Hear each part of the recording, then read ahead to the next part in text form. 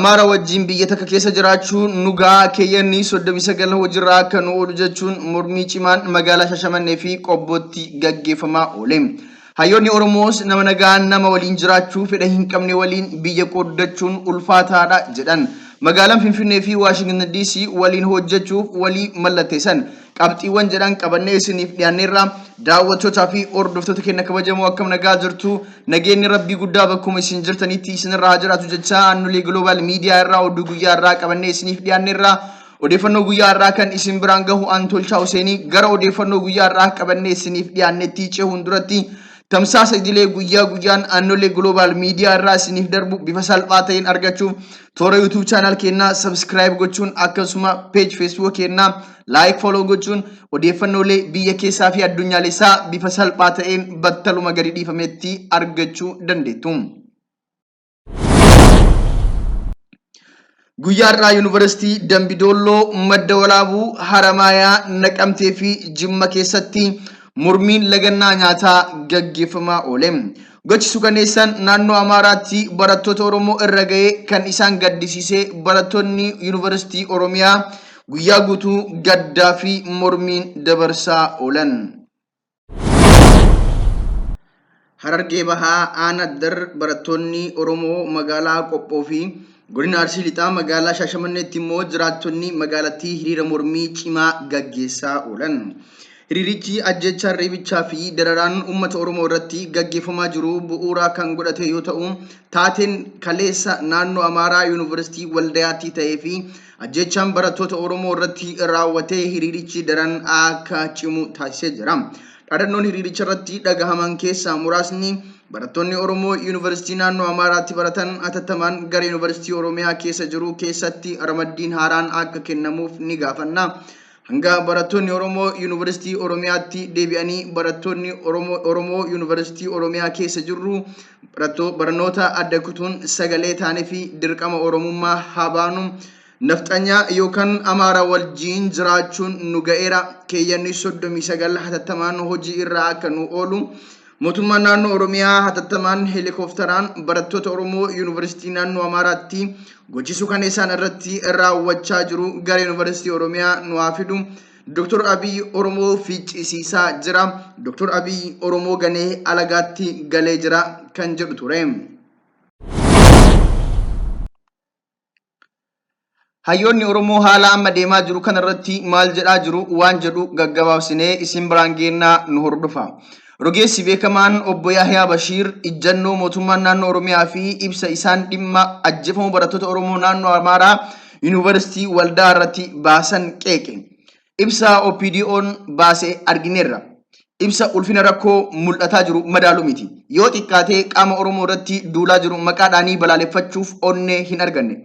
Hooggantiin Adeepaa ijoollee keenya naannoo isaanii keessatti ajjeesanii kaanii sunuu garaa isaan hanqannaan gad bahanii Oromoo arrabsoodhaan quncisaa jiranitti OPDO'n ajjechaa ilmaan Oromoo irratti raawwatameef abbaan osoo beekamu maqaa dhahuu sodaaf baala irra buuftee dhoksu yaalti. Warri cabsataan aangoo kajeelan jetti. Sodaa ishii kan laaltee ilmaan nafxanyaa mataatti nu qaari'aa jirti. Lakkuma ilmaan nafxanyaa nurratti jabaataa deemtuun diinummaan ODP ifa bahaa deemaa jira. Maaliif jennaan jaratu sirna du'ee awwaala keessaa lubbuu itti afuufee nurratti gadhiise. OPDO'n amma jirtu dhimma nafxanyaa irratti hanga abbaa duulaa illee akka hin geenne hubachaa jirra. Rakkoo jidduu Oromoo fi Amaaraatti yeroo hundaa uumamu Farhaan Abdusalaam immoo akkas jechuun yaada isaa karaa Facebook isaatiin barreesse. Dhugaa dubbachuuf Oromoon araara barbaadee ture. Garuu Amaarri araara dide. Maaliif seetu? Sababni Amaarri seenaa kijibaa dhagayaa guddate. Oromoon akka galtuutti ilaala. Biyyi Oromoo kun biyya isaarraa fudhatameetti hubata. Oromoon akka biyya hin qabneetti kijiba wal obaasaa guddatan. Oromoon Maadagasgaar irraa dhufe.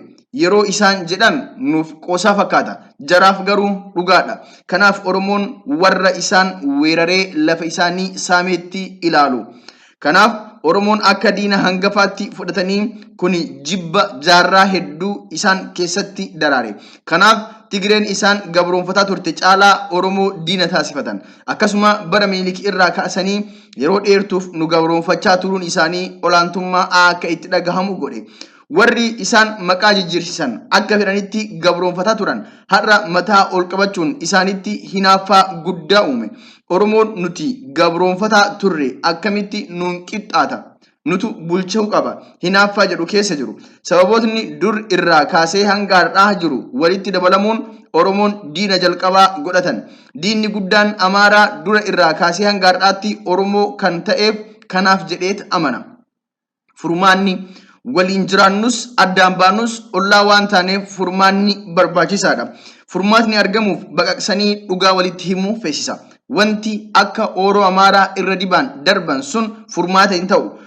Dura bu'ootaa fi hooggantoota jaarmiyaalee siyaasa Amaaraa irraa fi Oromoo irraa walitti dhufanii dhugaa jirtu walitti himanii garaagarummaa Oromoo fi Amaaraa jidduu jirtu wal amansiisuu kun kan sobanii seeqatanii fakkeessanii golatti yeroo deebi'an waan biraa hojjetan sun furmaata hin ta'u. Yoo danda'ame waliigalamee haala waliigalan irratti uummata qajeelchuu yoo kun hin danda'amne dhaloota seenaa jallateen bokoke kana sirreessuun hin danda'amu. Dhumaatii hamaaf saaxilamutu dhufa.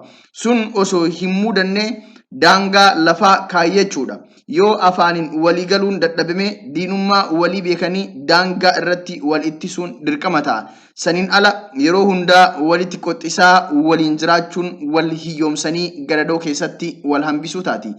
Biyyaa fi sirna mootummaa waliin qabnu kan barbaachiseef jireenya fooyya'aa jiraachuu fi yoo jireenya fooyya'aa jiraachuun hin danda'amne sirna mootummaa fi biyya walitti qabaachuun hiikaa hin qabu jedha rogeessi beekamaan Farhaan Abdul Salaam. Profeesar Muhammad Abbaa Jabal Xaahirootis gama isaaniitiin yaada isaanii akkas jechuun ibsan.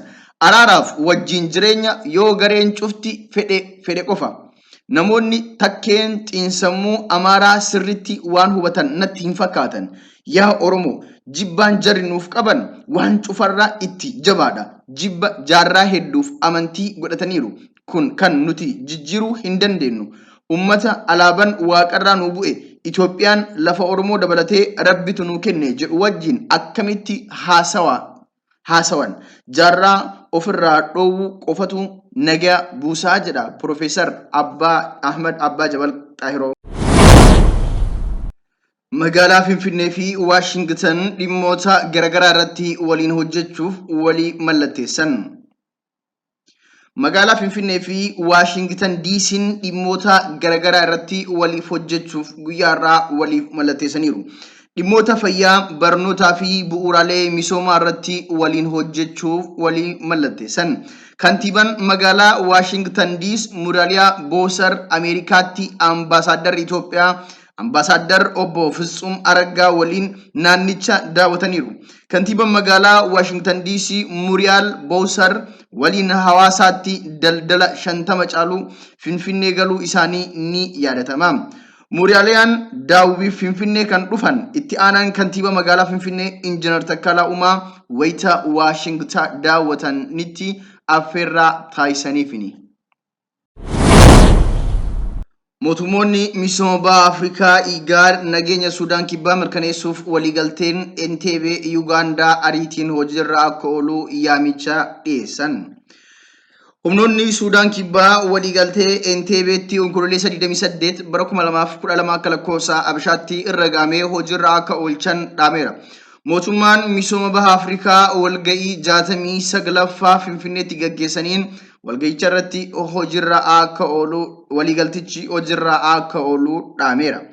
Humnoonni biyyattii mootummaa dabalatee waliigalteen yeroo hundeeffama mootummaa ce'umsaa guyyootii dabalataa 100 akka dheeratu murteessuun dinqisiifateera. Kun ce'umsa keessaa rakkoo mudachuu malu hambisuuf qophii yeroo ga'aa qabaachuun murteessaadhas jedheera. Nageenya biyyattii mirkaneessuuf daangaa bulchiinsa naannolee murteessuuf yeroo laatame ga'aadha jedheera mootummoonni misooma baha Afrikaa.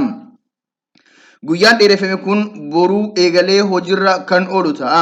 Humnoonni mormitoota hidhatanii Suudaan kibbaa keessa socho'an naannolee uummanni itti heddummaatu gadhiisanii kaampii akka galanis dhaameera.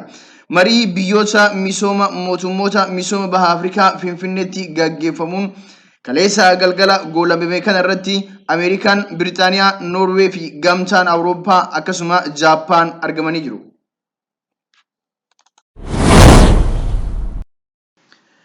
Egaan daawwattootaa fi hordoftoota keenyaa odeeffannoon guyyaa irraa qabannee isiniif dhiyaannee kanuma bor sagantaa birootiin hanga walitti deebinutti nagaan nuuf tura.